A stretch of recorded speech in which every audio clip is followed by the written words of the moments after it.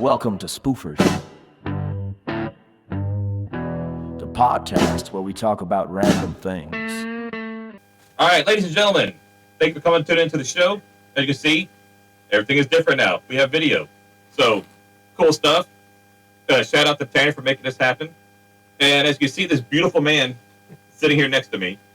Beautiful. Beautiful. I mean, you see the guy, you've seen him around. If you've been to any dirt track in Texas, Oklahoma, Louisiana, you've seen this big, burly, beautiful man floating around.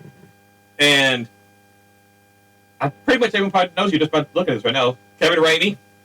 I'm usually in the smallest car of the class, so the biggest guy in the smallest car usually fits in well. Yeah, but I'll say the very first time that we went racing when I had a sprint car at Devil's Bowl, you have this one guy that works with you. He helps you. What's the big guy's name? Brent. Yes. I remember going, and the very first time we were kind of, I guess me and Corey, he's a big guy. We're looking like, you know what? Those two guys might be the only ones that give us an issue if we have to fight somebody. So we're like, yeah, we're going to stay kind of clear of those guys. We don't like to fight much. No, I mean, the older we get a little better at that, but we just, I don't know, man. It's just the older I get, it hurts. No, there's just times that you get tired of taking people's crap, I guess, and you just get enough of it, and it's just time to go down there and either settle it or get your point across, one of the two. Yeah, I can see that. So I want to quick background. You are actually the most winningest driver at Devil's Bowl history, right? I've heard that, yeah. Yeah? How many wins was that? I don't know the exact count. I think we're in the 140s. No kidding. Yeah. Well, I just want to say that my very first heat race I ever did, you were in it, and I beat you. And that's... You must have started on the front. I did. Okay, yeah. That point average is an ass whooping sometimes. Not only did I start up front, but I think I had the whole track covered by the whole straightaway. Yeah, we know why, but we won't get into that. But just because you weren't as good, that's I understand. Yeah. But that's okay. But we did, forever with Lanny running the deal, we run point average out there. And I learned early on that as long as you got to the top 5 and just held the 5th place, you weren't starting any better in the feature. So I was not a heat race guy. I absolutely hated them. Just sign me up for the feature and let's go. So I probably didn't give it all my effort that night. I mean, that's okay. I would say the same thing. I want to sit back there and just pull tear offs on that one. About all I was doing. Yeah. But it was fun, man. I will say that I definitely do miss racing out there. Yeah. It was a lot of fun. There was nothing quite like it. No. People don't understand that either. I mean, I grew up there when I was a kid. When my mom and dad would drag me there, my dad worked in the infield or worked on guys' cars. My mom took me to the reserve section and we sit up there. And, I was little. And, I never in my wildest dreams thought I'd ever win a race there, much less end up being the most winningest guy there. And, I know the history of the place. A lot of the guys that it's on that history sheet I know well and have been friends of mine, and it's just cool as hell. Yeah. I remember, being a young kid, helping my dad. We go sit, turn 1, eat popcorn during the heat races. That was the best spot to watch. Oh, yeah. Spot, That's where all the action was. Oh, yeah. Well, because it actually bottleneck, but you get to see them dudes really sail it into there. Mm-hmm. And you're like, man, these dudes are hauling ass. Oh, they are. They were. And yeah, I remember thinking man, I want to do this one day. And then opportunity kind of presented itself, and I was dumb enough to do it. I seen you yard sell it off turn 1 time. I have y'all yard sold it off of 1 through 2 all the way to the back fence. Mm-hmm. That them hurt. That shit hurt. Yeah, I still feel it. Every now and then, I get out of the bed and I'm like, oh, yep, that's that. Yes, it is. That's why you wear those knee guards on those. On them steering boxes. That's right. Yeah. You don't ever race without one. Yeah, that was we learned a good lesson on that one. That shit hurt. I've seen guys that it's not so much the steering box that hurts them; it's usually the fittings in the side of it where it just gouges the side of your kneecap. And I've seen it rip kneecaps up, and it's just nasty. Mine was. Shoot, it was like it was like a good 2 softballs on that one there, brother. No, that place is a lot of fun. I do miss it. Wish circumstances were a little bit better, but I get it. Everything comes to an end. So yeah. Now, what about so what made you start doing the dirt track stuff? We had my dad always had cars or helping guys' cars. He had a mechanic shop in Duncanville. From the time I was born until he died. But Yeah. I just grew up around it, and he helped a lot of guys that did it. And I never really thought I would drive. I always thought I'd work on them. So I enjoyed building them. I enjoyed working on them. I enjoyed the engine part of it. And a couple guys we had driving for us were, let's just say, not competitive. They were just happy making laps, and I'm way past that part. I'm probably to a fault too competitive, and I hate losing. Yeah. And when I got old enough, I got to around 13, I decided, I thought, I think it's time for me to drive. So I begged and begged and begged for basically a year. And finally, towards the end of my year of being 14 years old, I couldn't race until I was 16. And finally, I started hearing rumblings that they'd probably let me drive. And then finally, they let me over Christmas of '85. I got my first car, and took off from there. Just loved it. Christmas of '85.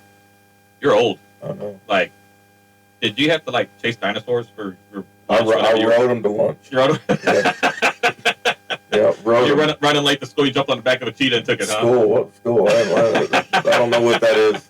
That must be when that thing always got notes sent home. Your son wasn't here today. Yeah. Oh gosh. Well, my dad listened to this one. He'd probably have a good remark about that. Oh one. yes. Not that I would never not show up to Lancaster High School or anything of the sort, but Lancaster. Yeah, L-Town. We're Duncanville Panthers, baby. Ah. Y'all suck.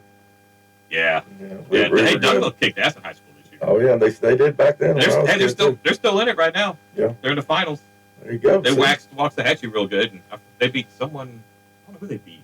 I don't know. I ain't kept up that years of Brent tells me he's still into the high school football thing. He'll tell me whenever they're doing good. But Yeah. Grew up in Duncanville my whole life, and it's the hell. I made the first laps ever down at 85 Speedway when they opened it. Jimmy Aller was nice enough to let me make some laps before they had an enduro race. Yeah. In the spring of '88, and spring of '85, and just took off from there. Just loved it.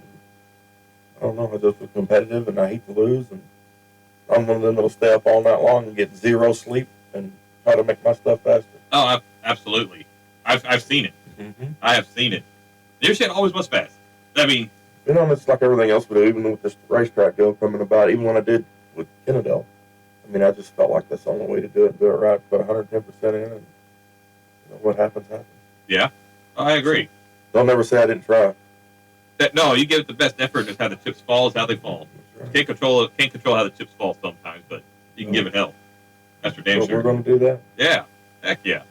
So, started off, 16 years old, were you in a street stock at the time? Yeah, they were called economy late models back then, but was Camaro stock suspension basically with we could run alcohol, 2-barrel on alcohol. It's like a hot stock. Yeah, like a hot stock. Okay. And that's what I actually turned in. Whenever we went to tube chassis late models, basically they just kind of kept that class around but called it the hot stock and changed a few little things. But basically same thing. And if they had that class again today, I'd be driving that in. Oh, that's the most fun car ever. I would definitely go back to dirt track. Yeah. If you said, hey, we're going to bring back the old school hot stocks, Yeah. I'd be like, bro. That means you can't find them. All the dirt trackers have cut them up, or drag racers have cut them up, and they just can't find them There's anymore. no more of those Camaros floating around. No, most popular car in history. There's no doubt. Might be. Ever. Yeah, You look every on there single everywhere. person having they're cut up. Yeah. Then you would get now we'd look at it and they'd be the dumbest people ever, but you see the first gen Camaros, they were even using some of those. Yeah. And now you look at it and you go, why would anybody ever do that? Because No. they're a gold mine. They were extremely fun. We raced them for, I guess I raced them for about 7 or 8 years there, and we just had a lot of fun. Went all over the state and raced, and then, it's just a perfect class. Can't believe it went away. Just like anything, you start allowing the racer more and more stuff to do.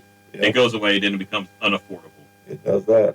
And the worst thing a racer is themselves. Oh yes, for the They worst will- enemy. They will price themselves out of a class quicker than anything. Well, and it's like I feel like nowadays we have just too many classes. Back when I started, we had 3. Now we have 15. It's just silly. You got 15 modifieds. Yes, there's just no sense in all that. Cut it back down so we actually have full fields, and I don't think we have any less racers than we did 30 years ago. We just have more classes and spreads them out, and now we have You know, we have 10 in each class instead of 30 in each class. Yeah. And I mean, some of that's got to change. I would say good thing that Devil's Bowl did, and that what you were talking about before we did the show, you talked about it as well, is that 4 classes a night. Yeah. That some tracks that run 13 classes and they only have 90 cars. Yep. You know, that I think that kills it more than anything. Oh, it does. I mean, you don't want to race. You know, me as a racer, I mean, I'm competitive. I want all the good guys there. I don't want to run from the good guys. I want them all there. Mm-hmm. And I want the first 20 of them, I want all 20 of them there, because if I beat them, I did something that night. That's right. You know, if I beat 3 guys because 2 of them fell out, that's not fun. No, that ain't fun at all. No. I agree 100%. And the only way you get better is by racing better people. Yeah, And no doubt. you race a bunch of scrubs, well, you're not proving anything. No. You're not honing your You're not skills. getting any better either. No. You didn't prove anything, and you didn't get any better. No. You just, yeah, Not at all. that's about all that is.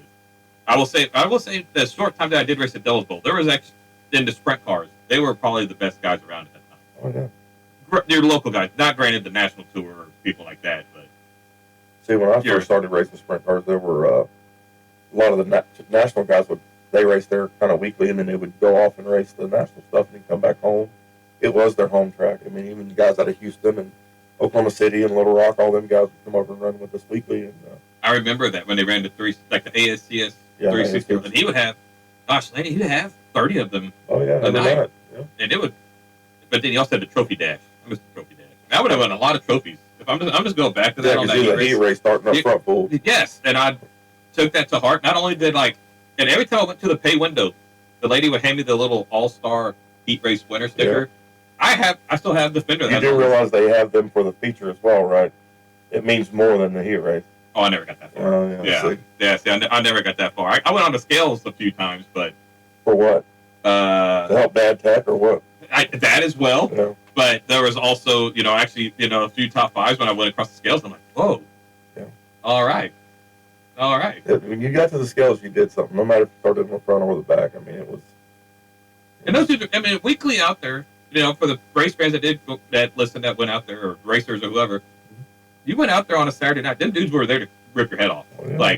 It wasn't easy. No, they didn't get nothing handed to you. As you can see, there was plenty of people that tried to buy their way in. That did not. And it didn't work. It does not work. Money doesn't buy talent. No, it does not. You go fast. It can put talent around you, but it ain't gonna make you drive it any better. That is very true.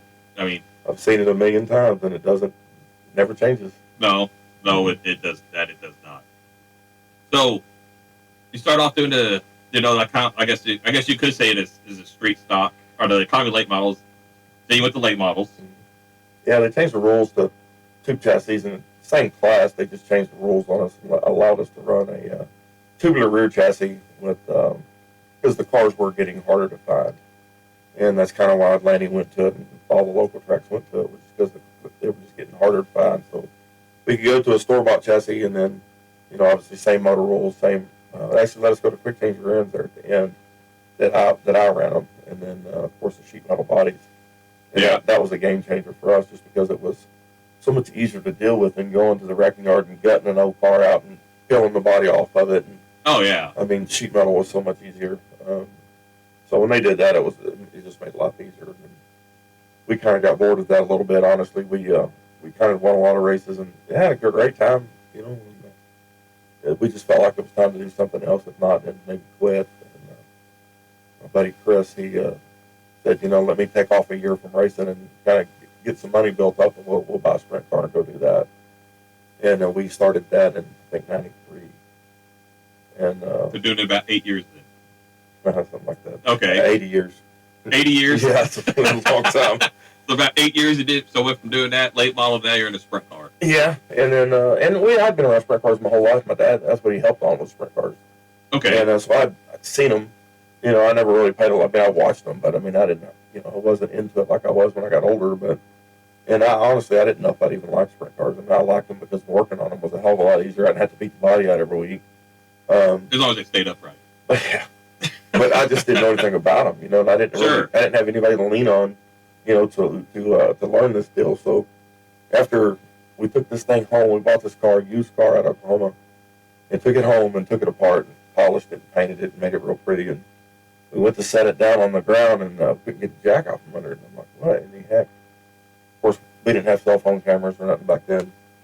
So I got to looking at this thing and I couldn't figure out why it was sitting on the ground. So we went across town to the speed shop and bought a how-to sprint car book and come back home and went to reading it and watching the video that had come with it and figured out that I had put the stops on upside down. So it was never going to stop. Oh, so instead of the right side, it reversed. So it just kept on going down. So we figured that out right quick. And that little how-to book saved my life for probably about mid-season. Yeah. And then I kind of got where I was, got used to it, and I started asking questions. And I actually think some of the guys like Bob Ewell and Randy Rogers and Huddleston and a lot of them guys, I think they were helping me just enough to keep me out of their way. And it took off from there. I mean, I loved it. We won our fourth night out. And I think we won maybe 5 or 6 features that year from here to Lawton, Oklahoma City. We won a few races, and then ASTS come along and we started doing some of that stuff. Okay. Yeah, I will say that whenever I first started, Russell Shoulders helped me. Mm-hmm. And same thing, he helped me out.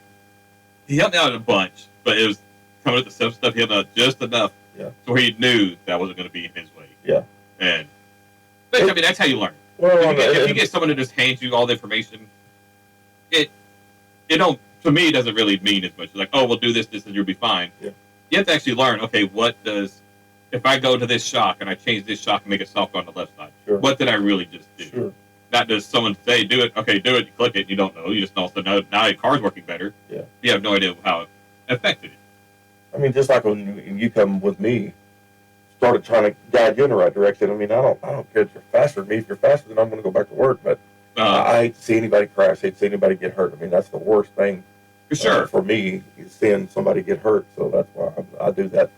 Guys come to me for help. I'm not going to go to them, but if they come to me, I'll help them. I'll tell them the damn truth. They might not want to hear it, but I mean, it is what it is. For sure. But I'm not going to do something to get them hurt. So that's a big thing. I will say that's a funny story. So when I first started racing and had Russell, he was helping me out, and there was something weird on my left rear shock. I was like, man, Russell, I don't know what's going on. Do you have another one that I can borrow? And he pulls this old one out of his trailer. Mm-hmm. He's like, here you go, Mikey. And he didn't know. I didn't think nothing of it. I go put it on there. Of course, the left rear, it ties down, and he's like, okay. Well, that dude was stuck in a spot. I didn't know. And I went and did hot laps at Devil's Bowl, and I sent that dude into one. That car did not roll over. And I was... It was a puckering moment when you get up on 2 wheels and you ain't expecting it. You're like, you expected it to wing over and do it. And I remember I turned it and I was like, this feels bad. And it just kept going. And I went off the end. I was able to stop it in time because I didn't flip by then. By then I was like, hey, I didn't flip it. We're good, So, but yeah, flipping hurts, man. Yes, and the older you get. It's very loud too. People don't realize how loud it is. They said, you see a car flip 4 or 5 times. It's not the flipping that hurts. It's every time it hits the ground or the sudden stop that gets your attention. The abrupt stop is what always got my attention. Yeah. And what's scary is whenever you do crash and you are flipping, you don't hear anything for a while. No. That's when you're going, oh man, I'm up high. Yeah, you're fixing to start. when it takes longer between hits, it means you're hauling butt. Yeah, so. I remember one time I did it. Like I think I had a torsion stop or torsion bar, something broke, and it went in, and I flipped that Devil's Bowl, and it went up from 1 all the way to the top of 2. Yeah. And I remember there was a few seconds that I didn't hear anything, and I'm going, oh, this is bad. Yeah. And when you got enough time to think about, oh, this is bad, it is bad. Like so you got lucky. You come along in the sprint cars after the trees were gone. For the longest time, we had the trees down the back straightaway, and guys would flip into the trees, and that was always scary to me because you know how trees are. Oh, they don't stop. Yeah, they will stop you. Yeah, but they don't give. Stick a tree branch or something into your side. I mean, they're right. And that there was always a few times there was a lot of cars that went in the trees for years, and we're glad when Lanny and them they finally took all that out. That was a lot safer. Because remember the overflow pits used to be on top of 3 and 4, mm-hmm. and like whenever the Winter Nationals would show up, you'd have the guys on. They thought where all the overflow pit would be. They didn't get on the weekends. Some of the bigger weekend shows that guys would show up. They'd park up there as well. Yeah, especially if somebody like Cowtown or Crandall or one of the other tracks around town rained out. There would always be a lot of cars, especially in our class. There was always a lot of the economy late model stuff. It was always full class every night. And then the back in the day, whenever they did that documentary that Get Back to Dirt with the street. Yeah, I style. wasn't there then. You weren't around that? Oh man, No. you know what? That was more of a comedy. than Yes. anything. That gave dirt trackers a bad name. Yeah, I didn't like that. The very few shows that I have seen of it, I've never even watched the whole episode of it. It's hilarious. I just don't like that because it does portray us as something that we're really not. Between the love triangle with Jimmy Quick and some other people. Oh, it was great. I loved it. And that's whenever I first met Robin, and I remember they gave us the DVD because they had my dad on it. Yeah. Because he did some tech and stuff. Yeah. They gave my dad like 2 DVDs, and yeah, I was like, let's go watch this. And we laughed our ass. She's never even been to a dirt track before. She laughed her ass off. Now she loves it. She got a bang banger. Yeah. She's gonna be racing at your track. Now, why did Dad ever start working at Doublesville? Do you know? So there was this. I think there was this one like really like jackass racer that kept kicking everybody's ass, right? I remember the first night he showed up.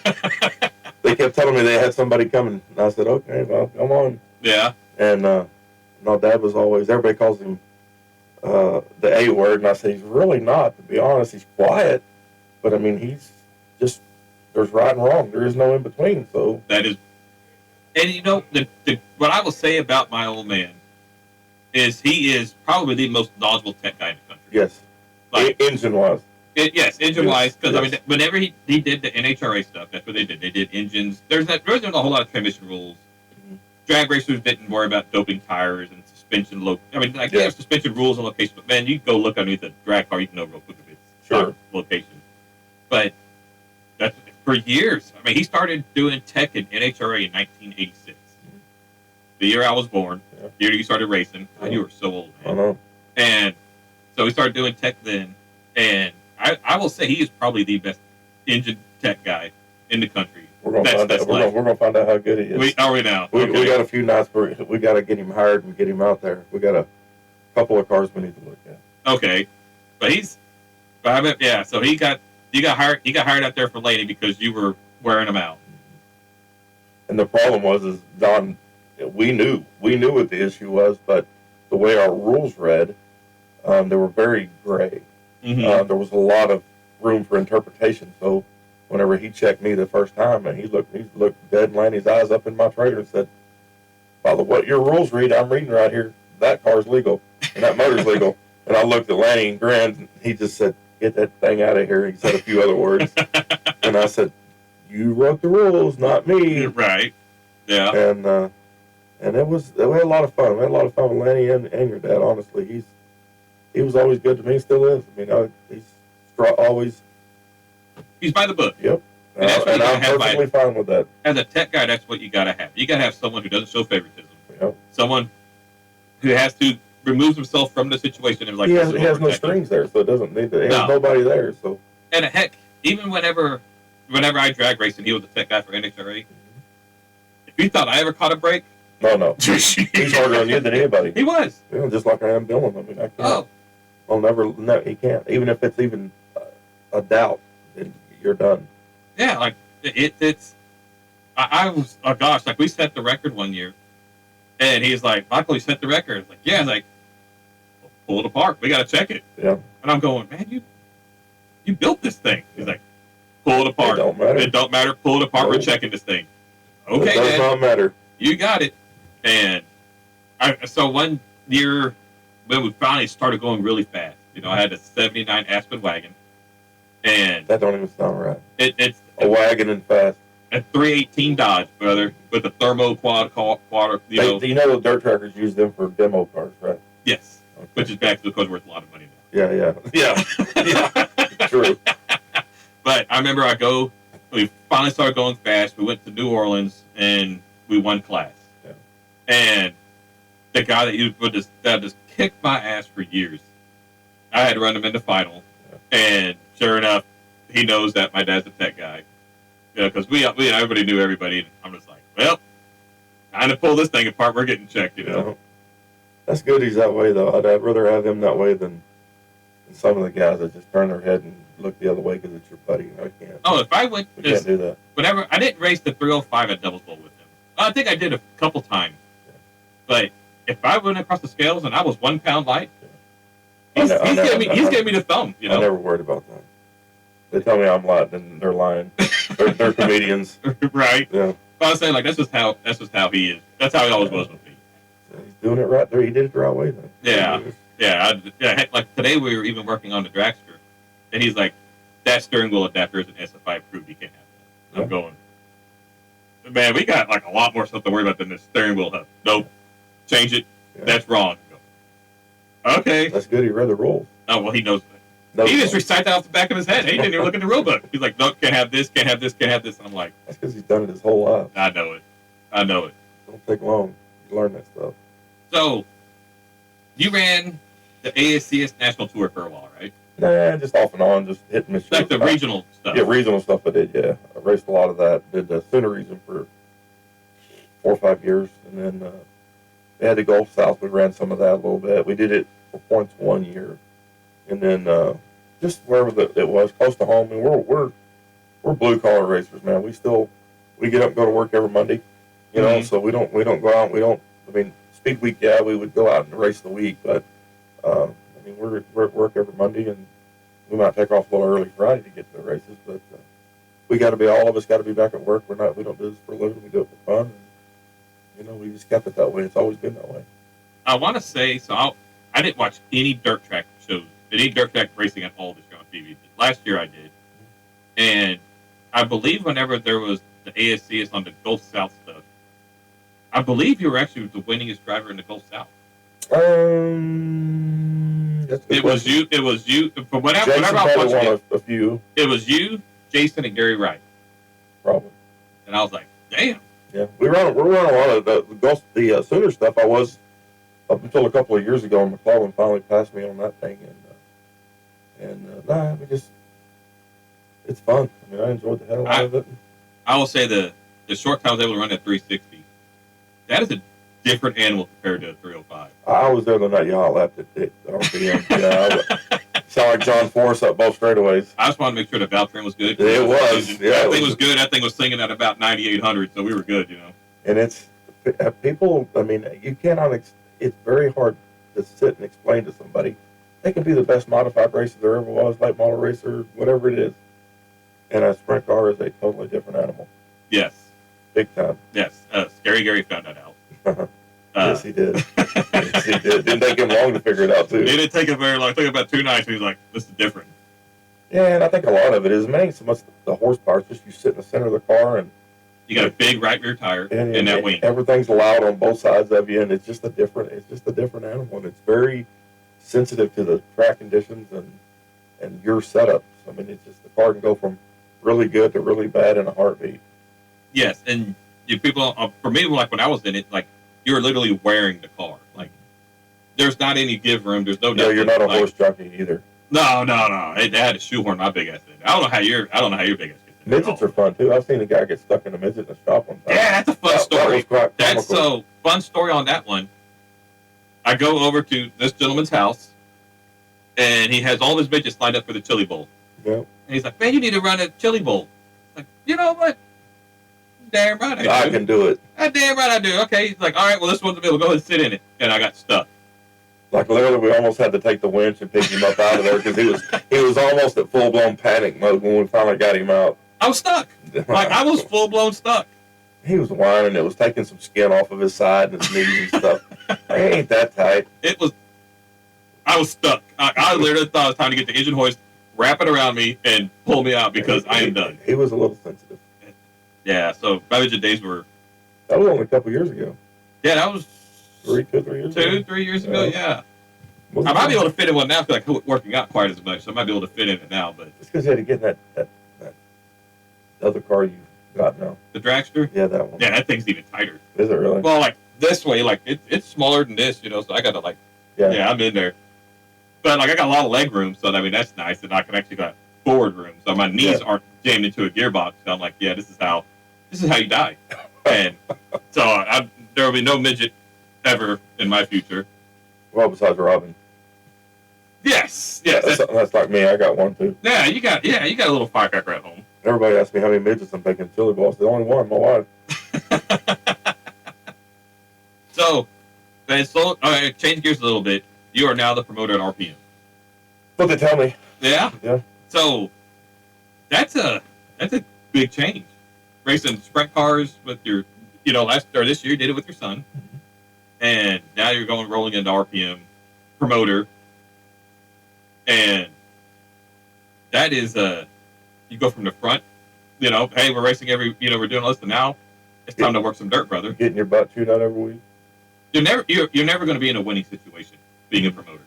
No, and we did it there in was it 12 at Kennedale at KSP, and I really enjoyed it. Had a good time. I hated the way it ended, and for all parties, the way it ended was not good.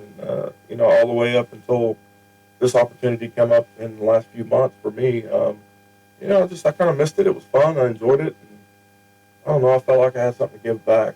Where I look around at some of our racetracks that are falling to the wayside, and this one was no different. It was fixing to shut down. The people that had it before, it kind of burned out and kind of threw in the towel that they were done.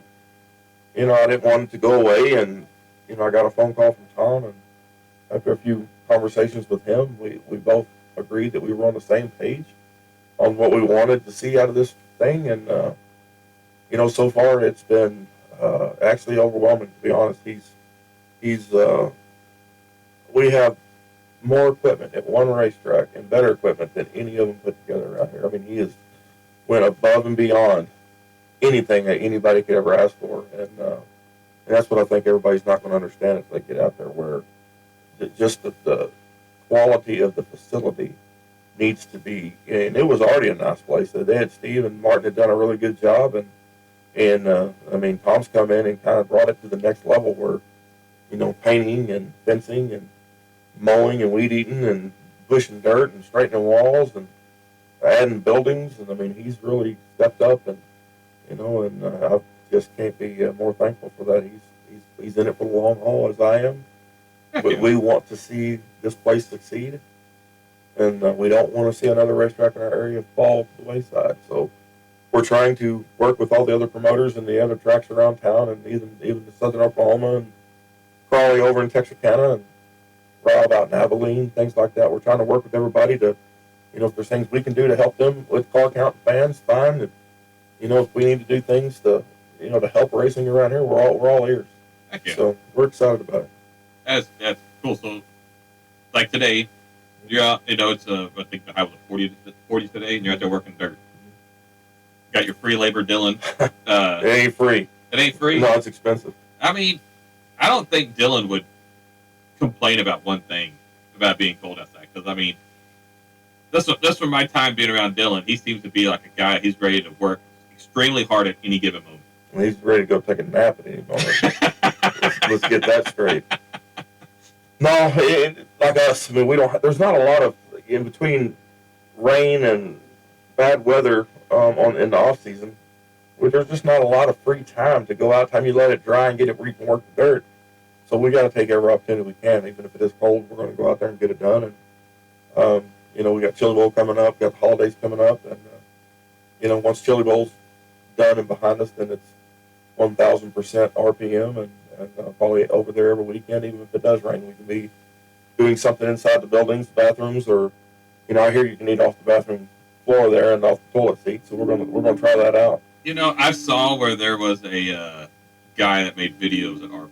Mm-hmm. He was literally eating Sonic off the toilet seat, and even though it might be incredibly clean, there has to be a good monetary stimulus my way if I was going to eat. Yeah, but he messed up. He took Sonic in there. You got to get Whataburger. You're in Texas. That's where he screwed up at. I mean, he's got to have Whataburger.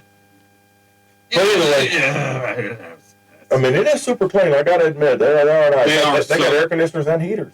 I know whenever I ran so not last year, the year before that, when last time I raced sprint cars with the national tour, got my ass kicked. It was so bad I sold everything. That's how bad those guys kicked my ass. But I remember dying in the heat, with your suit on. You walk in there, you take your top, suit off, and you go there and you use the bathroom, and you're going, I'm going to hang out here for a minute, because it's all right, Yeah. Are you guys going to keep the bathroom attendant? No, I don't think so. No? No, that's a couple of employees and that we don't need. Oh, I mean, I'm not going to argue that. But you're free on Saturday nights, right? You know what I might be? I don't know if I want to be the bathroom attendant, but I can just like I can be your personal assistant. You know, I Yeah, I got can enough of walk them. around, and, like I have a little notepad, and be like, this guy's mad at Kevin, and then close All it. you got to do is just point at any one of them in the field. They're going to be mad. I mean, it is what it is. Oh well, first off, I mean everybody talked very highly of you when you raced the sprint car. Cause like, oh, he races me. You know, Yeah. He's gonna do you dirty. Actually, I got told by that, and you were the actual you actually were able to race, but I actually was able to race with you. Mhm. Then you get around some of these other jackwagons, you're like, brother, like, People don't realize I don't want to crash no more than you do. So, right. I mean, they're just butthurt. They got probably beat. So That's it's pretty good. much that's exactly what it is. I mean, I've been butthurt before too, so it's good. I mean, if they get bumped or whatever, some people take offense to it. And whatever. I know if I got bumped, okay, I'm going slow. I need to, you know, Scoot over all the way. I'm gonna go ahead and scoot out. I mean, if I was going for like $1,000 or something else, I'd give you the finger out the side. Yeah. Just go get it, brother. But if I'm in an intense battle for ninth place, I'm gonna be like, you know what? It ain't worth it. You can go ahead and have this one, brother. You know, Yeah, that start money's all gonna pay the same. there is people that are But people get their feelings hurt. You know, people, you know, they'll get whatever. over it. Either you do, or you don't. You know, Yeah, I mean, it is what it is. if they don't like it, they can't come. They just don't come to your track. They could have went down to me that night and asked to borrow a part, and I'd let them borrow it. I don't care who it is. Not right. So it's all Yeah. good. Yeah, no, for sure. So, RPM, you reworked the track a little bit. We still are. Yeah, we got some more work to do. We're trying to make it a little bit more user friendly, coming off both corners, so that it's not so bottom dominant. Or the other classes, sprint cars kind of have enough wing speed to get around on the top, or the modifieds and stock car guys don't. So we're trying to cater more to them guys and make it so you can actually get up to the middle to the top and get around somebody that's actually running really good on the bottom. So if we succeed, who knows? But I think we are. I think we're going to be fine. So, did you make the track bigger? No, we didn't make it any bigger. I mean, to make a facility bigger, you're going to have to move walls and fence posts and catch fencing and electrical, and I mean, there's just too much. And then the way that track is located down by the creek, backed up to the property where it's backed up at, it would take so much dirt to make it any bigger that it just wasn't worth it. I mean, you're almost better off buying another piece of land, starting over. So, did you guys? So, I think I read on the Facebook that you moved the back wall out some. No, just over the years, it's been there for, I don't know, 10 or 15 years, however long it's been there. And over time, them concrete blocks, they're just blocks. So over time, they've settled and sunk. And of course, getting beat on by every man-made car and tractor and everything else around there. Sure. They're just all beat up, and they had sunk down. And we had kind of pulled them out. And the way turn two, they had put turn two wall in. It was almost like it kind of squared off a little bit. It wasn't a continuous radius to the back straight of the wall. So we straightened all that up, took all the blocks out, and re-leveled the dirt underneath it, and packed it all in real good. And then we stood the walls back up and kind of reshaped turn two a little bit to make it where it's user friendly. Hopefully, the guys can stay out against the wall. And then just straightened it up down the back straightaway is all we've done. We haven't moved anything as far as to make it any bigger. We made it probably technically a little smaller in turn two just because it doesn't have that little square look to it anymore. But as far as racing surface, we haven't changed any of that at all except for reshaping a little bit. We want to put a little bit more dirt on the high side of both exits. And, keep the guys where they can actually stay in the gas up there instead of having to backpedal it, keep off the wall. Okay. So Make it more racy, more fun for the fans to come out and watch. yes, that's the idea. I will say that the few times I did do it, I think it was whenever the Kevins ran it, whenever I actually went to the stage to watch it. And it was always so dusty and dry, you had to wear safety glasses to watch the race. And that's dirt track, the way it faces, that's kind of how it, Yeah. But when it goes real, I remember when it went, because they always had a track dry, it was always bottom dominant. Yeah. And you'd go and you'd watch it, and you're just going, like, you had to have safety glasses on because you couldn't even. And that's not fun. I mean, if you're there by yourself and you understand what you're getting into, it's maybe one thing. But when you have little kids and people that have glasses or contacts, or whatever, you just don't. You got to get some of that off. But I mean, we do want to get dry. We don't want to keep it hammered down. But I also think that there's a way you can do that. And if you keep the bottom a little juicy and the top a little juicy and leave the middle slick, then you actually create passing, and then maybe you keep some of the dust down too. Multiple lanes on the track. Yeah. Okay. And we're never going to get that every single night, but we're going to give it hell trying. That's all you can do. Damn right. It ain't from lack of having equipment, I can tell you that. The Tom has supplied us with the perfect equipment and the right amount, and probably too much, but I mean, it's going to be up to me. So if it's, And he has he's building a Smiley's facility on the track as well, right? yeah, a little small store, kind of like we used to have years ago over at Cowtown, just the, you know, the normal stuff you would tear up at a racetrack. You know, he's not going to have, obviously, rear ends and things like that in there, but he's going to have tires and wheels and shocks and tear-offs and, you know, oils and, you know, chemicals type stuff. And Sure, you yeah, go to so- the track and you tear up a wheel. They'll have a new wheel set right there ready for you to well, go. no, you just, for example, you're going to race, you know, somewhere else next weekend, and you're going to have to go buy a couple of tires because you know you're going there. Well, you can buy them there. You ain't got to go chase them down to the store. You can buy them there, same price, and you're already there, so you're not having to go chase them down. Not a bad deal. No. Is he gonna have the fuel and everything there as well? Fuel, everything will be right there. So it's kind of a no-brainer. That's right. And then he's built I think around a 50 by 60, 70 by 60 shop off turn 2 down in the bottom there, kind of where all the equipment's at. We're going to keep all the equipment housed inside, and you know, so we can keep it a little better maintenance and keep it clean, and you know, keep all the equipment running like it needs to be. Right on. Mm-hmm. Keep it all out of the weather. Have it last a little longer. Heck yeah. Yeah, them big orange tractors are expensive, and we don't need them getting tore up. Yes, they are. They're really expensive. Yes, they are. But yeah, there's a lot of things going on. There's a little bit of activity going on up in the concession stand. We're going to get away from the bottle drinks a little bit and get into the more of the ice and cups and Okay. souvenir cups and things like that. Kind of doing some different things there, and a lot of people like the fountain drinks. We're gonna have a Kevin Ramey autographed cup day. I doubt it. You would get a people. There is going to be a 2-seater factory stock that we can give rides away or sell rides to. So. You know, I know of a little lady. I think she might be sitting. Yep, that's sitting Yeah. right there. She'd probably love to go in a real race car beside her Bang Banger one day. Yeah, one that runs a little faster. Her car Bang Banger goes pretty fast, but you know, I might be able to get Crawley to bring his 2-seater sprint car up to town and or one of the. I would like for her to do that just so she can His understand. hangs off the left side though. It's not like front to back like a drag. Oh, so she can. Oh, so it goes right on She the is left rear. sitting by the left rear tire. You know what? I think she needs that just so she knows how scared shitless I was every time I got in the car. We're going to let you drive her around there in a sprint car. So that is a terrible Why is she idea. shaking her head like a bobblehead dog? Like I ain't going to That's have a it. bad idea, but I can get behind that. Yeah. I can totally get behind Maybe that. we'll let you get her give you a ride. She want to hit the gas. Oh, come on, Rob. She will not hit the gas. Yeah. Yeah. Yeah, that's pretty sad. We can do that. We can see if we can make that happen. Actually, or put you in it. You know what? Put this thing right on the fence. I want her to really know, because I'll get back and she'd be like, "Hey, don't you like know how to use the throttle or use the brake?" I'm like, I remember. I thought I the days. did. Yeah. "Yeah, I didn't really. It was hammered down." Yeah. Devil's bottle. No, the only time you ever found the outside is whenever you yard sold it off the top. But I'd go faster a few laps before then, though. yeah. I'd be like, "Man, this dude is hooked up. I don't know what I'm doing, but I'm doing something." And I'm like, "Ooh, missed it." Later. That's how fast it happens, too. It happens literally that fast. Yeah. Yeah, then I'm upside down. I was like, "Man, something must have broke." And then here comes the tumbling. And every time you hear a crunch, it's about 1,000. At least 1,000. Yeah. Yeah. And that's before you even count the doctor's visits. So it's Yeah. I've had a few of them. That sucks, man. The older you get, the more costly the doctor visit is. And the you get more you older. see him, you know, as a kid, I never seen a doctor. Now it seems like I'm there once a month. So Yeah.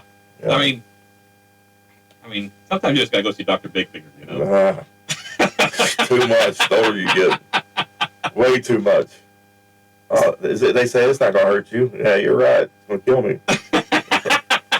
Yeah, something like that. So, as you were saying before we did this, you're gonna run 4 classes a night. Roughly, yeah. I mean, we have a few, probably 5 5-class car nights. Just kind of depends on what we have going on.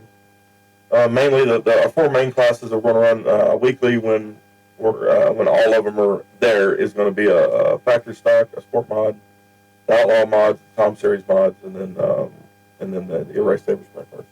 Okay. We're kind of bouncing back and forth between us and Kennedale on the sprint cars, giving the guys as many nights as I can without stepping on Kennedale's toes, and you know that we can step on their toes, but it doesn't do any good. And they can step on ours, and it won't do any good. So we're trying to. Everybody's playing nice, and I think it's going to benefit the racers in the long run, and that's all we're here for. So we're going to do that, and we got the tuners are coming in. I think 6 or 8 times. I need to go back and look. There might be another night or two I can get them in there. Hot rod. That's the factory hot rods right there. Yeah. And that, you know what, for the people that, I don't know how I have 2 of these things, but being involved in it with Robin, and just doing it brought back fun. Because I mean, like when I ran the sprint car, don't get me wrong, I had the biggest amount of fun I ever had in a sprint car. But it's not fun when you're tearing it up either. It is not. No. But you tear up that pile of shit, and I'm not out any money. Yeah. I get a hammer and a sawzall. That dude's ready to go back again next week. She's happy doing it, so that makes a huge difference. Oh yeah, like when you go there and you're like, hey, when she decides she wants to go, because we go when she wants to go racing. Hey, I want to go do this. Hell yeah. I think total after we added up everything right now, I have less than $3,000 total investment. Yeah. That includes, I haven't changed the oil in it yet. It's only been 3 years, but that's including gas putting in it, the times that the tires have been popped,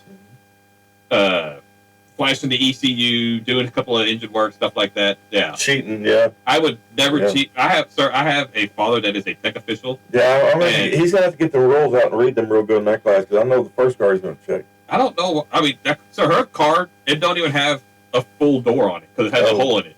That's not good. But she doesn't want to at least get it painted and pretty before she races this year? Absolutely. She won't even clean it, so no. You have people at work that could probably do that. I'm not arguing that. However, she refuses to clean her car. She should never have to clean it. She put the stickers on your wing and you destroyed weekly.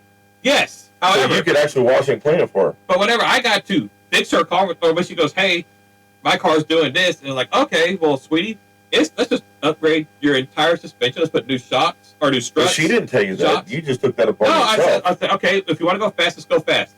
And let's do that. We put all new suspension on the car, and then I was like, can you at least clean the dirt out of it? Yeah. And she's like, no. So if her car sits outside, it will actually start growing weeds in the car. No. Where's Corey during all this? Is he doing anything? Yeah. Yeah, he's just like, well, she ain't cleaning it, whatever. We got to get him a little... Rob needs to put the foot down. That car hasn't seen a car wash. I know for a fact, because my Facebook memory showed up that we bought her car 4 years ago. Yeah. And I know for a fact... I think they said a year before it ever even went to the racetrack, didn't it? No, we were ready to rock and roll like the next day. Oh, yeah. Well, that's got to change this year. It's got to be there at least 8 times. Oh, you have it there. Yeah, we already said we could probably park it out back so she didn't have to haul it. She could just go over and get in it, put gas in it, and go driving. You don't have to sweet talk me like that, sir. See? I'm good. Makes it easy when you're out of town going whatever racing that is you call. Yeah. Holding the wax and the polish. She can just come out in her little car and just hop, go. I don't have to do this thing called a wash day. Yeah. I mean, think about it. Like, I get done racing, the car stays clean. No, there's no way. It's got rubber all over it. No, because it's the dragster. It's all open. I got a wing at the top. Well, technically, you hadn't even raced it, so you ain't got it dirty at all. Dude, it was beautiful as well. It stays clean so far. I'm out. It stayed clean. And it's pretty... I mean, I like it so far because, well, I haven't hurt myself yet. And yeah, so I'm not complaining too much about that. Yeah. But yeah, I haven't hurt myself yet. I haven't,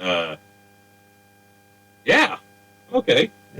Yeah. Or I'm sure I'm going to get my ass kicked so bad when I first start doing it because but it all gets all finally said and done. It's going to be super nice. Is it a bracket? But no, God, no. It runs comp eliminator. Mm. So it's like an index, but it's how far under the index you can go. Oh, you're one of them that doesn't go very fast for a while and then it takes off. No, sir, no. That thing ain't driving me nuts. I'm not, I mean, it's a now those classes, they're intense, don't get me wrong, super technical, super close racing, not my cup of tea. No, it is not my Not at all. But I'm thinking the car done broke halfway down the racetrack and it's because this cat's going too fast. Yeah. I have a friend of mine that runs the 1090 class. Oh. And he is on the throttle stop for over 4 seconds. That's nuts. Now, when it comes off, that dude's a bat out of hell and it is trucking. Yeah. But you don't have to worry about spinning the tires off the line, do you? But no, because it just does a little jump and it falls down and then it takes off again. Oh, I'm out. That isn't my cup of tea. I appreciate how much those guys put into it. Like, his car's beautiful. That's a thinking man's class. Oh, yeah, it's a lot of thinking. Yeah, I'm out. Or like mine is like my index. So say like my index is like a 750, and then you got some guy in a midget motor altered. His index is like a 9 second. Well, he gets a 1.5 head start. Sure. But it's the first one to the finish line wins. So you can't go too fast. No. Okay. No, you can't go too fast. That is better than. Now, if you do go way far under your index, you get penalized on how far under your index, and then your index will change according to. Yeah. To keep it fair. Sure. But Yeah, no, I'm good. no, you good on that one? I'll come out there and watch. Cook some Corey. barbecue? Yeah, that's it. Let's do the barbecue. You know, that's all right, man. Because I tell you what, because you're a meat slinger also. You love putting your meat in people's mouth. Mm-hmm. And They love it in their mouth. I mean, I know when I eat your bologna and I see that glisten little twinkle in your eye. Yeah, it's exciting. It is. Yeah, I know that must make you feel good. It does. So Always the happy ending. say it ain't at the beginning, you know. That's right. Exactly right. That's exactly right. So have you finished releasing the schedule for RPM yet? Have not. That's something I hope to get out this week. Been waiting on a couple other series to kind of tidy up their schedules and get us their dates so I can make sure that my guys can go run with them when they're off. And so that's all I'm waiting on. But I think we're going to go ahead and probably try to release it towards the end of the week, this week coming up. Okay. And, if we need to make a couple changes as it goes forward, then we can do that. But at least the majority of it will be correct. Okay. Do you have any big shows lined up for out there? Yeah, actually, the very first weekend is February 27th and 28th. Is the Power Out 410 sprint cars. And I think we're going to run the factory stocks and the sport mods both nights. Okay. For that deal. And there should be, the Outlaws are off. The Outlaws are kind of picky on, they don't really want their guys going and racing other series. So I don't think any Outlaw guys would be there. But the high limits are going to start in Vegas. And some of them guys are going to go to Volusia in January to run with the Outlaws.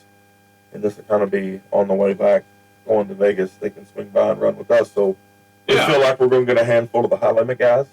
And then, of course, the Power Out's got a whole handful of really good cars, too. So I'm excited. I feel like we're going to have around 30 cars. And if the weather's nice to us, we ought to have a pretty damn good show. Heck yeah. Heck yeah. That'd be pretty good. There was a rumor that you might have some midgets out there. We've tried to do that, actually, with all three series. And we're so far south from them guys. And, like, all the USAC stuff is mainly East Coast. And we just haven't put it together yet. It's not working out logistically for everybody. Okay. Now that don't mean we'd look at the schedule, maybe look at their schedules and maybe put our own race on without them. Just put some money up that makes it worthwhile for them to come. Or maybe they're in the area for the next weekend or something like that. So we need to look at that, but that's something that's we're going to walk and then before we start running here and not shoot ourselves in the foot too bad. So we got a few shows we want to run that are bigger. We have an ASCS National show in October the 10th. That could be the Winter Nationals? No, our Winter National stuff is going to be the Tom Series modified. It's in Okay. the weekend before Halloween, and we got a 2-day show there. It's probably a Thursday practice and a race break Saturday. It'll have all the classes as far as sport mods and factories. Okay. And mods, but it's the end of the year Tom Series finale. That's probably going to be in our Winter Nationals. That'd be a big show. Yeah. That'd be a really big show. That's one that people need to go out there and watch. Yeah, I mean, the weather's good. The only problem is that time of year you have high school football you're beating up against on Fridays, and Texas but that hurts us. You guys are going to be a Saturday track, though, right? Yeah, but it's a 2-day show. It's a Friday-Saturday show. So.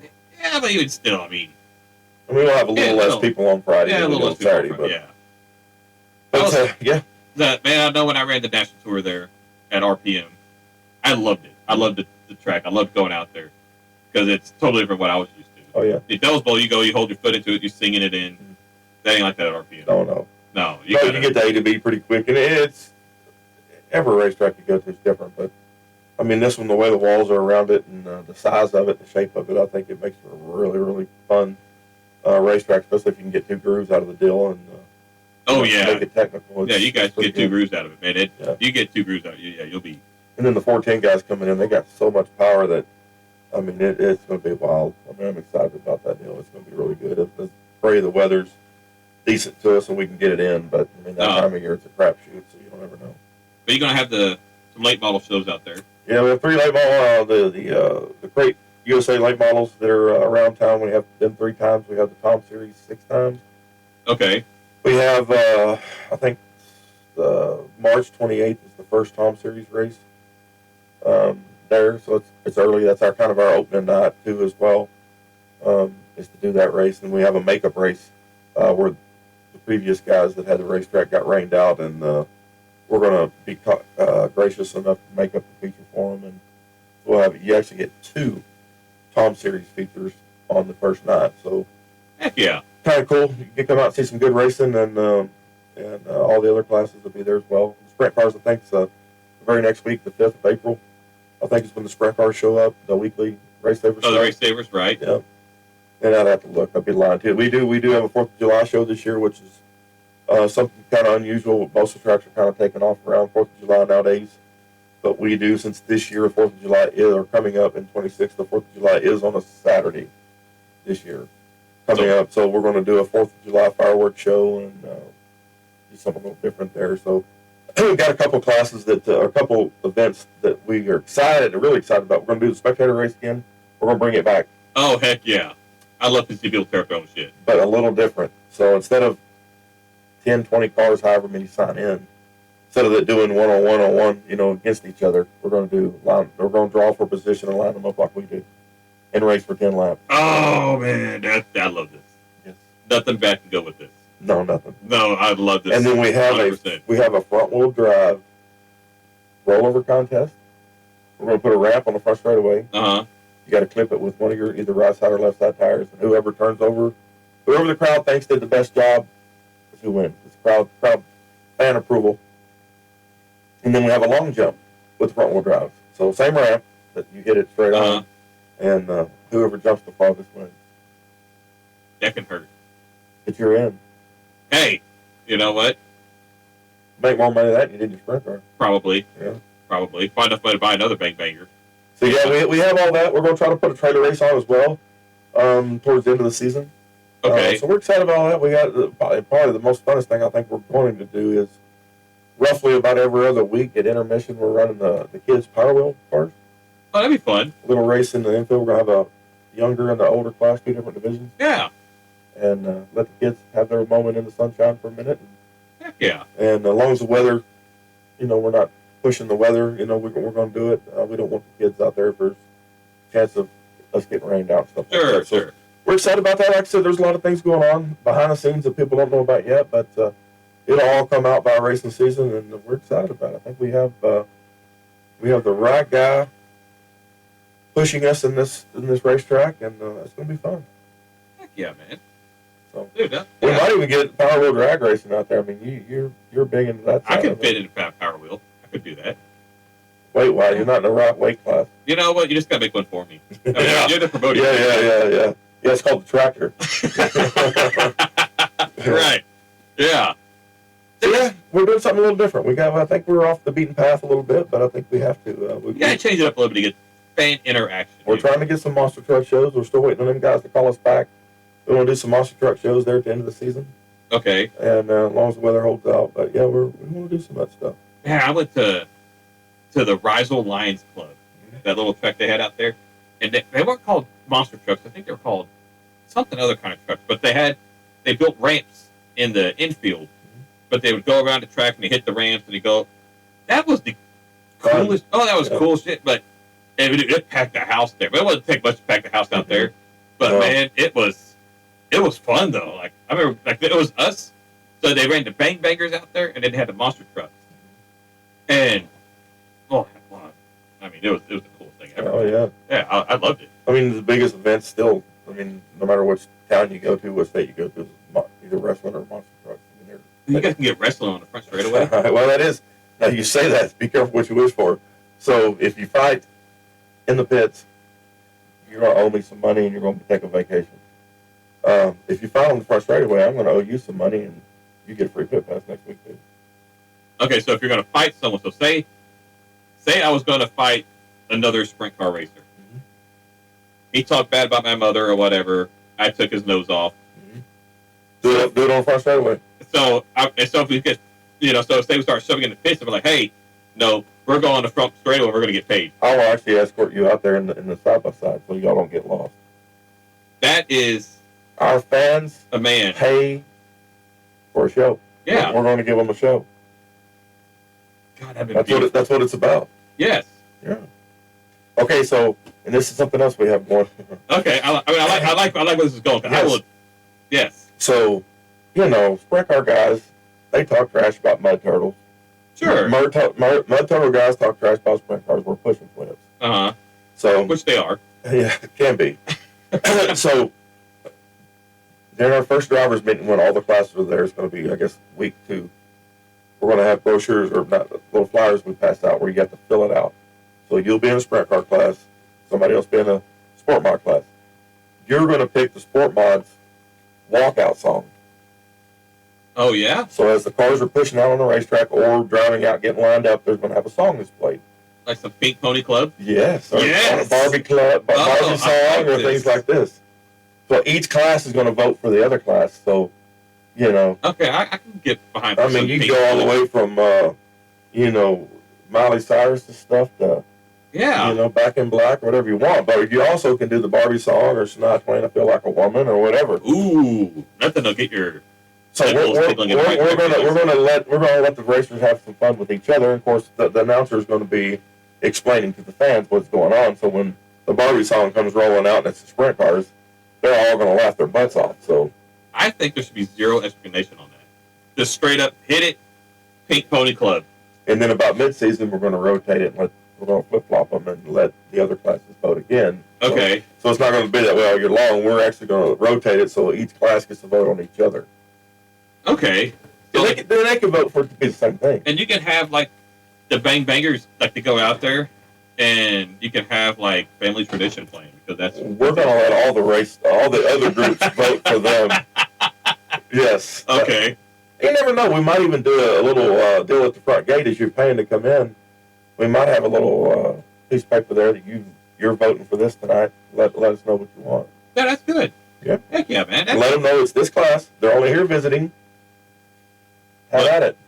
I like that. Yeah. Absolutely. Something different. I 100% get behind that. Yes.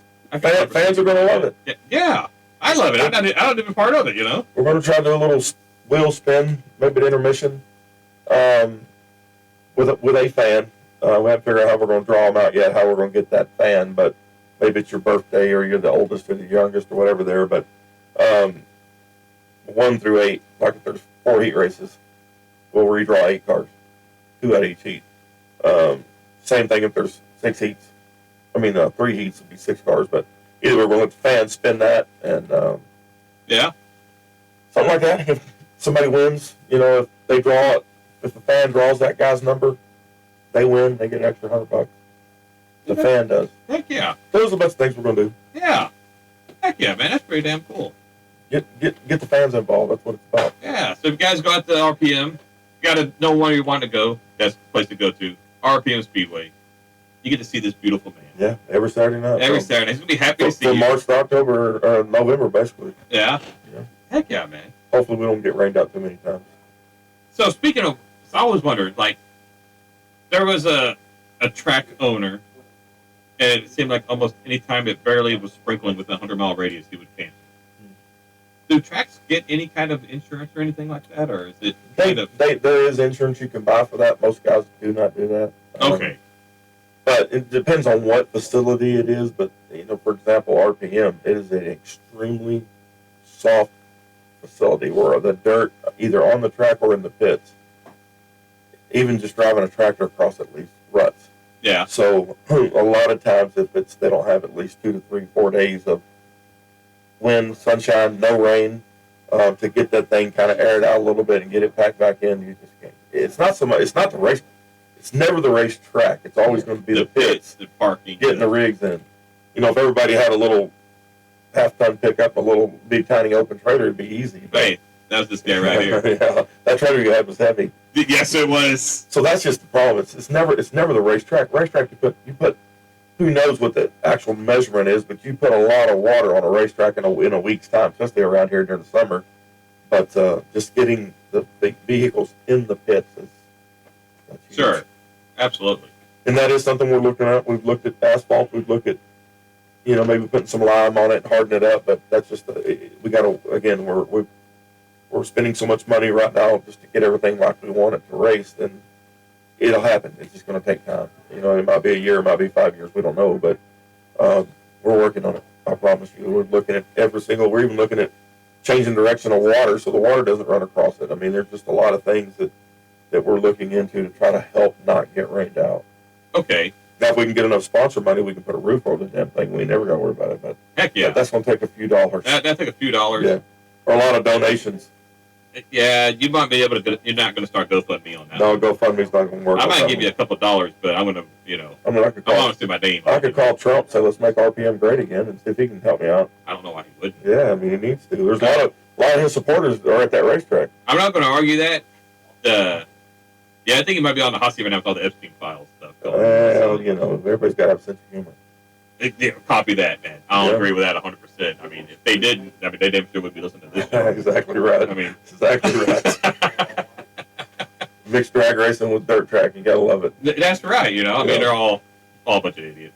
To be completely honest. At the end of the day, I mean, I got a lot of friends at drag racing. I got a whole lot of friends at dirt track, and at the end of the day, we're all just racers. It doesn't matter. We're just trying to have fun. Yeah, we all respect what the other one does. Let's put it that way. We talk trash, but there is you still get the respect of it. You do. But, you do. It's last few years we doing the barbecue stuff out at the Motorplex, and it makes me have a different perspective of it. I mean, I never have been a drag race guy at all because I think it's boring. You sit there all day long to make one pass and get your ass kicked and you're going home. No, I'm not into that. But yeah, watching the pro cars, go down there every time and rattling the damn windows out of our barbecue shack, that was impressive. Oh yeah, the pros. Yeah, it's pretty wild. It is. I remember whenever I was racing stock and I was in on a Sunday and we're running behind like the second round of Top Fuel. I'm at the Motorplex. I'm going underneath the tower. They got the last round of fuel right there. I put it in neutral, or I'll go ahead and kill it because they take forever. I didn't have my jacket on it because they take forever after they do, because they got to drag it, whatever. Yeah. I remember sitting there in the car. They had one in the one behind the box, and the other one was in the start line. They left, and I saw my windshield vibrating, moving back and forth. I'm going. I thought I was going to break. I was like, "What the heck?" Like, where am I going to get a glass for a second? People don't realize how violent they are when they go down there. Oh yeah, it's wild. Oh yeah, absolutely.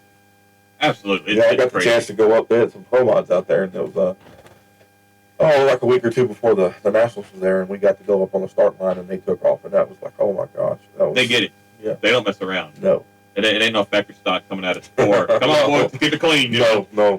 It feels like somebody's beating on your chest. I mean, it's wild. Oh yeah, it's impressive. Yeah, I tell you, I'm looking forward to doing this. I think it's going to be it definitely ain't no fuel car, but I think it's going to be a lot of fun. This thing will go. It should go high sixes, right under 200. You're getting a race again, so it's all good. Yeah, and plus I don't have to really worry about some jackwagon taking me out in turn one. Yeah. Little Rob take you out. She would. I mean, I could see that. Oh, in a heartbeat. The time I was actually able to race against her, actually, she won. She did win. Yeah. Because I flipped. Yeah. See? I flipped the bang banger. How do you do that? You know what? I think I'm one of the very few. Nathan Ferguson got it. He did it well before I did. Mm. I still feel bad about that story for Nathan Ferguson because we were at Lone Star. Mm-hmm. Lone Star Speedway was on Friday, and he gets this car his very first time racing. I'm in the sprint car. He's like, man, I got this bang, I got my tuner and this and that.